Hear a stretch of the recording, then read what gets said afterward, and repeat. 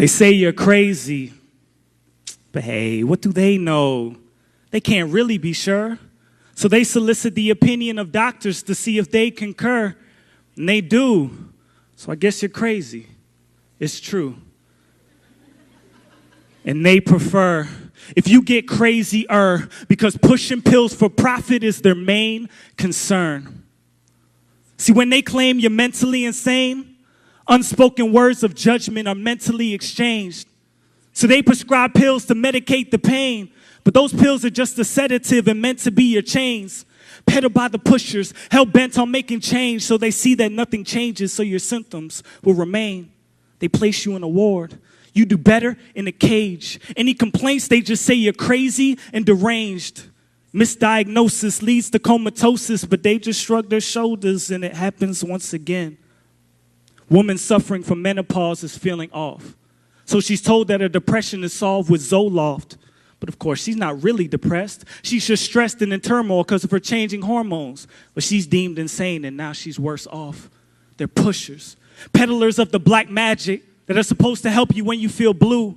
But save the allegations because any litigation is tied up in red tape, because when money is at stake, they'll make sure their bank statements stay in the black, even at the expense of you. They're pushers.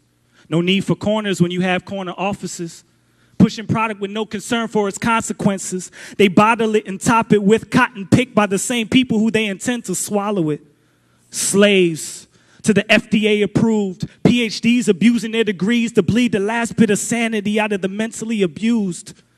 Crooks selling goods cooked in Pyrex pots that are then coated and sold on blocks of those in low-income households through a healthcare system that enlists doctors to push their products. And all they have to do is suggest that you are mentally unfit to send you to a mental institution so they could feed you their pills every day at 10 and 2 p.m., 7 a.m., and noon.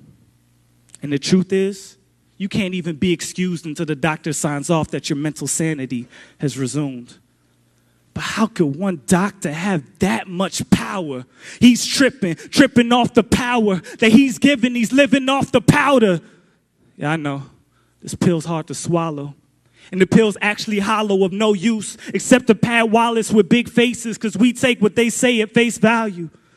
Because what they speak seems Greek to me and you.